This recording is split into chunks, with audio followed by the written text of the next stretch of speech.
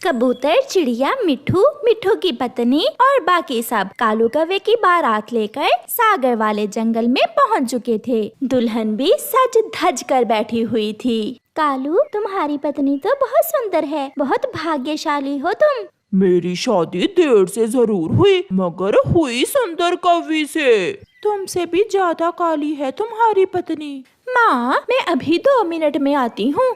तुम अब कहीं नहीं जाओगी, बैठो यहाँ। माँ, आपको मालूम तो है मैंने सुबह से एक भी। चुप कर जाओ, दफा हो जाओ, जल्दी आ जाना। गौरी वॉशरूम में जाती है और जल्दी से सिगरेट सुलगाकर पीने लगती है। गौरी कवि की सहेली ने उसे 2 महीने पहले सिगरेट पीने पर लगा दिया था, मगर अब वो अपनी इस आदत से इतनी मजबूर हो गई थी कि अपनी शादी वाले दिन भी उससे रहा नहीं जाता। सिगरेट पीकर गौरी कवि वापस आ जाती है। कितनी गंदी बू आ रही है, जैसे किसी ने सिगरेट सुलगाई हो। मगर यहाँ तो किसी ने सिगरेट नहीं सुलगाई। मेरी पड़ोसन सिगरेट पीती है, उसी के घर से बू आ रही है बेटा। माँ, अब कर भी दो शादी, मैं थक गई हूँ बैठे बैठे। फिर गौरी और कालू की शादी हो जाती है। कबूतर और मिट्ठू खूब डांस करते हैं। बधाई हो कालू भैया, बधाई हो। कालू भैया, अब हम सब कल आपके घर मिठाई खाने आएंगे। कौवा और कवि घर पहुँच जाते हैं। दुल्हन बनी बैठी कवि बहुत सुंदर लग रही थी। तुम्हारे इस पर्स में क्या है? ना, इसे ना हाथ लगाना, इस पर्स में मेरा मेकअप का सामान है। आप बैठे, मैं अभी आपके लिए खाने के लिए भोजन लेकर आता हूँ। कितनी देर लगेगी तुम्हें पति जी आने में? मैं चिड़िया के घर से भोजन लेकर जल्दी ही लौट आऊंगा। आज का खाना चिड़िया ने बनाया है हमारे लिए। आराम से आना, इतनी भी क्या जल्दी है। कालू चला जाता है और गौरी खिड़की से कालू को जाते हुए देख रही थी। इससे पहले कि पति जी लौट कर आ जाए, मैं जल्दी से एक सूटा लगा लेती हूँ। गौरी कवि अपने परस से एक सिगरेट निकालती है और उसे सुलगाकर लंबे लंबे कश लगाने लगती है।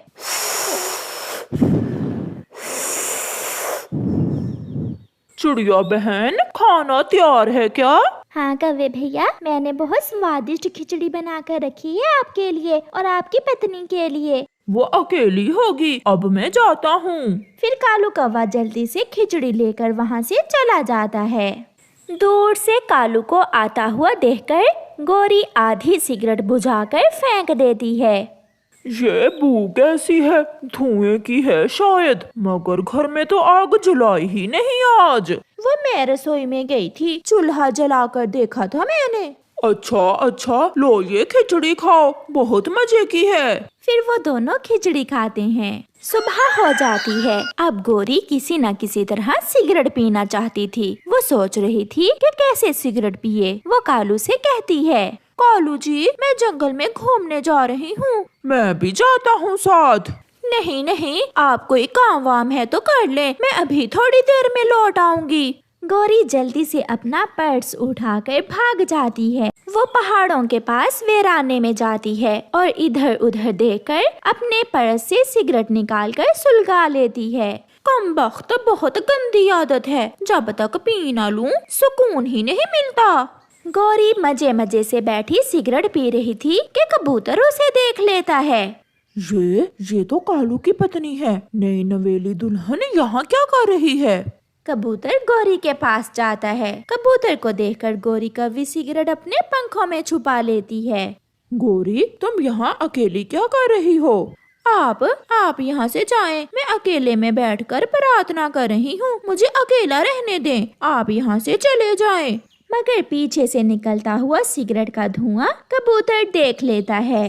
प्रार्थना कर रही हो या छुप छुप कर सिगरेट पी रही हो? मेरे पति को ना बताना प्लीज, अगर तुमने देख ही लिया है तो मुझे सबके सामने बदनाम ना कर देना। इतनी गंदी आदत है तुम्हारी, मुझे तो उसी दिन तुम पर शक हो गया था जब बार बार तुम वॉशरूम जा रही थी। कबूतर वहाँ से चला जाता है। कबूतर, तुम क्या जानो मैं खुद कितनी तंग हूँ अपनी इस आदत से, मगर क्या करूँ। ऐसे ही दिन गुजरते गए और गौरी कवि अपने पति से छुप छुप कर सिगरेट पीती रही। यहाँ दराज में मैंने 10 रुपए रखे थे, वो कहाँ हैं? मुझे क्या मालूम, मैंने तो नहीं देखे। फिर एक दिन गोरी कौवे के पास सारे सिगरेट जो वो अपने मैके से लाई थी खत्म हो जाते हैं। वो नदी पर बैठी हुई इधर उधर देख रही थी। उसके पास अपने पति के चुराए हुए 10 रुपए तो थे, मगर वो दुकान पर सिगरेट लेने जाने से बहुत डर रही थी। फिर वो चिड़िया के बेटे कुकू को 10 रुपए देती है। कुकू बेटा, जाओ और बुलबुल आंटी की दुकान से 10 रुपए के सिगरेट तो ला दो मुझे। मगर आंटी, वो क्यों? मेरा मामा जी आया है, वो सिगरेट पीता है। छोटा बच्चा दुकान से सिगरेट लेने चला जाता है। उस कौवी से जाकर कहो कि बच्चों को सिगरेट देना कानूनन अपराध है, वो खुद आए। आंटी बुलबुल, गौरी आंटी का मामा जी आए हैं, इसलिए उसने मुझे भेजा है, परंतु तुम्हें सिगरेट नहीं मिल सकते। कुकू खाली हाथ ही वापस लौट जाता है। गौरी आंटी, बुलबुल आंटी ने कहा है कि अगर सिगरेट लेने हैं तो खुद जाएं, बच्चों को सिगरेट देना अपराध है। कुकू चला जाता है। फिर गौरी कौवी खुद ही बुलबुल के पास जाती है। बुलबुल, ये लो 10 रुपए। गोरी, आप छोटे बच्चे को सिगरेट लेने कभी ना भेजना। मेरा मामा आया हुआ है, वो पीता है सिगरेट। फिर गौरी कौवी बुलबुल से सिगरेट लेकर घने जंगल में चली जाती है। वो छुप कर बैठ जाती है और सिगरेट सुलगा लेती है। उसका पति वहाँ से भोजन लेकर गुजर रहा था। वो उसे सिगरेट पीते हुए देख लेता है। तो अब मैं समझा, गौरी मेरे साथ कहीं क्यों नहीं जाती, ये छुप छुप कर सिगरेट पीती है। कालू कौवा कुछ कहे बिना वहाँ से चला जाता है। गौरी, कहाँ थी तुम आज सारा दिन?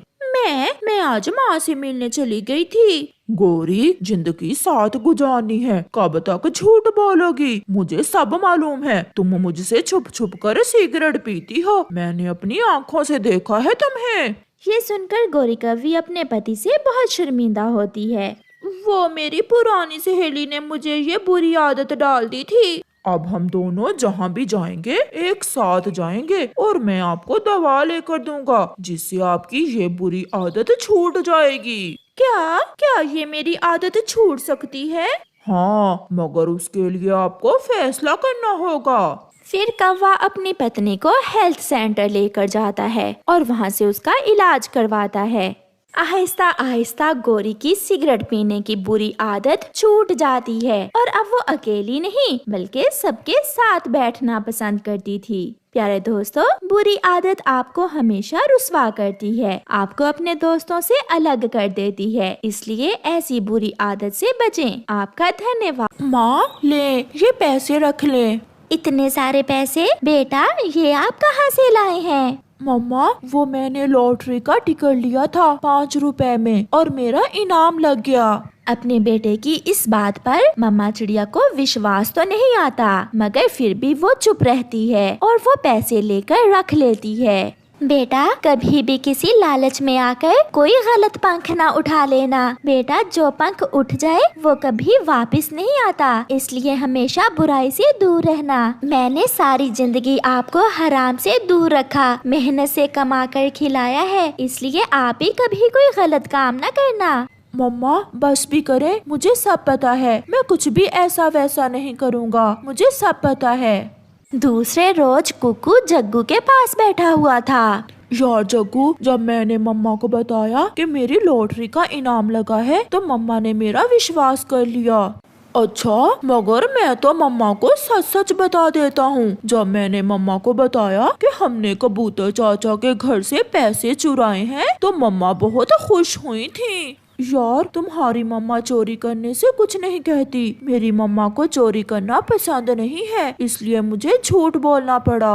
आज मिट्ठू अंकल के घर जाएंगे। मेरी मम्मा ने मुझे बताया है कि मिट्ठू अंकल की पत्नी के गहने घर में पड़े हैं और मिट्ठू अंकल की पत्नी अपने मैके गई हुई है। फिर तो हमें मिट्ठू अंकल पर नजर रखनी होगी। फिर वो मिट्ठू अंकल के घर की तरफ चले जाते हैं। गर्मियों की दोपहर थी, इसलिए जंगल में ज्यादा पक्षी नजर नहीं आ रहे थे। सब गर्मी से बचने के लिए अपने अपने घरों में थे।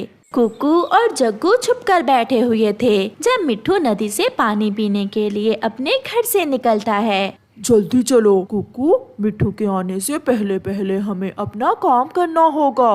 वो दोनों उड़ते हैं और जल्दी से मिट्ठू के घर में जाकर संदूक से गहने चुरा लेते हैं। अब हम सीधे मेरे घर जाते हैं और वहाँ जाकर इन्हें बांट लेते हैं। वो ऐसा ही करते हैं। वो जग्गू के घर में जाते हैं।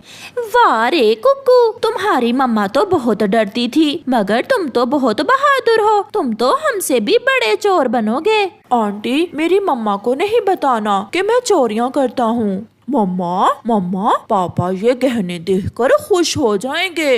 आंटी, मेरे हिस्से के गहने भी आप रख लें और मुझे बदले में पैसे दे दें। गहने देखकर मम्मा 100 सवाल पूछेंगी। हाँ कुक्कू, ये बात ठीक है। तुम्हारी माँ का क्या पता, जाकर मिट्ठू को ही बता दे गहने देखकर। तुम कल आकर मुझसे पैसे ले जाना। ठीक है, अब मैं जाता हूँ। कुक्कू बेटा, दोपहर को इतनी गर्मी में सब अपने अपने घरों में थे, मगर आप कहाँ थे? मम्मा, बुलबुल आंटी का बेटा पेड़ से गिर गया था, मैं उसकी मदद कर रहा था। शाबाश मेरा बेटा, हमेशा ऐसे ही दूसरों की मदद करना, इसी में भलाई है। कुक्कू बहुत खुश था कि आज फिर उसकी मम्मा ने उसके झूठ का विश्वास कर लिया है। कुक्कू रात को देर तक जागता है। वो सोच रहा था कि गोरी आंटी से पैसे लेकर वो कहाँ कहाँ घूमने जाएगा। और फिर दूसरे दिन कुक्कू अपने घर से निकलता है। जग्गू बेटा, चोरियाँ बहुत मेहनत से होती हैं, इतना आसान काम नहीं चोरियाँ करना। मैं तो कहता हूँ उस कुक्कू के बच्चे को भगा दो जब वो गहनों के पैसे लेने आए तो। कालू, सच पूछो तो यही मैं सोच रही थी। मेरा तो दिल नहीं कर रहा उसे पैसे देने को। तो फिर मम्मा, हमें उसे ठिकाने लगाना होगा। ऐसा ना हो कि वो गुस्से में सबको बता दे। ये काम तुम मुझ पर छोड़ दो, मैं उसे वीराने में ले जाता हूँ। वो बातें कर रहे थे कि कुक्कू भी वहाँ आ जाता है। आंटी, मेरा हिस्सा मुझे दे दें। और जग्गू आज किसे लूटने की तैयारी है? मैं बताती हूँ कुक्कू। जग्गू जाओ, ये लो अपने पिता का क्रेडिट कार्ड और कुक्कू को मशीन से पैसे ले दो। फिर जग्गू अपने पिता का क्रेडिट कार्ड लेता है और कुक्कू को साथ लेकर वीराने की तरफ उड़ता है। कालू, जल्दी जाओ पीछे और लगाओ ठिकाने उस कमजोर चिड़िया के बच्चे को। बड़ा आया हिस्सा लेने वाला। कालू भी रस्सी लेकर घर से निकलता है। यार जग्गू, इस वीराने में कौन सी मशीन है जहाँ से तुम पैसे लोगे? मैं बताता हूँ। ऐसा कहते हुए कालू पीछे से आता है। फिर जग्गू और कालू मिलकर कुक्कू को एक पेड़ से बांध देते हैं। अब तुम यहाँ मरोगे। अंकल कालू, ऐसा ना करें। जग्गू जग्गू, तुम मेरे दोस्त हो, फिर तुम ऐसा क्यों कर रहे हो? जो मेरी मम्मा कहती हैं, मैं ऐसा ही करता हूँ। मम्मा तुम्हें चोरी से हिस्सा नहीं देना चाहती। कुक्कू को बंधा हुआ छोड़कर कालू और जग्गू वहाँ से चले जाते हैं। जो मम्मा कहती हैं, मैं वैसा ही करता हूँ। जग्गू की ये बात कुक्कू के कानों में गूंज रही थी। जग्गू अपनी मम्मा की बुरी बातें भी मानता है, जबकि मैंने अपनी मम्मा की अच्छी बातें भी नहीं मानी। कितना बुरा हूँ मैं दोषी हूँ। कुक्कू रस्सियों से बंधा हुआ रो रहा था। मिट्ठू अपनी पत्नी के गहने घर में ना देखकर रोए जा रहा था। बहुत बुरा किया किसी चोर ने, मेरी पत्नी के गहने चुरा लिए। मैं रक्षा न कर सका अपनी पत्नी के गहनों की। रोता हुआ मिट्ठू अपनी पत्नी को बताने दूसरे जंगल जा रहा था, जब उसे कुक्कू एक सूखे हुए पेड़ से बंधा हुआ नजर आता है। जाकर कुक्कू को आजाद करता है। बेटा, आपको यहाँ किसने बांधा? मुझे माफ कर दें अंकल मिट्ठू, मुझे माफ कर दें। फिर कुक्कू मिट्ठू को सारी बात बताता है। और फिर बाद में उन्होंने मुझे इसलिए यहाँ बांध दिया कि मुझे आपके चुराए हुए गहनों से हिस्सा ना देना पड़े। चुप कर जाओ बेटा, तुम्हारे आंसू बता रहे हैं कि तुम्हें सीख मिल चुकी है। अंकल मिट्ठू, आप पुलिस को फोन करें और मेरे साथ कौवों के घर चलें। सीधे से बता दो गहने कहाँ हैं, वरना मार मार कर सबका बैंड बजा दूंगा। कालू, कुक्कू कैसे बच गया? पुलिस अंकल, वो सामने संदूक में रखे थे इन्होंने मिट्ठू अंकल के गहने। फिर पुलिस संदूक से गहने निकाल लेती है और कौवों के सारे परिवार को पकड़ कर ले जाती है। मिट्ठू अंकल, मुझे घर छोड़ आए, मैं माँ का सामना करने से डर रहा हूँ। फिर साथ जाकर मिट्ठू कुकू की मम्मा को सारी बात बता देता है। चिड़िया बहन, कुकू को माफ कर दे, अब ये सीधे रास्ते पर आ गया है। कुकू मेरे बेटे, फिर कभी अपनी मम्मा का विश्वास न तोड़ना। रोते हुए कुकू अपनी मम्मा के गले लग जाता है। प्यारे दोस्तों, इस कहानी से हमें सीख मिलती है कि बुरे काम का अंजाम हमेशा बुरा ही होता है।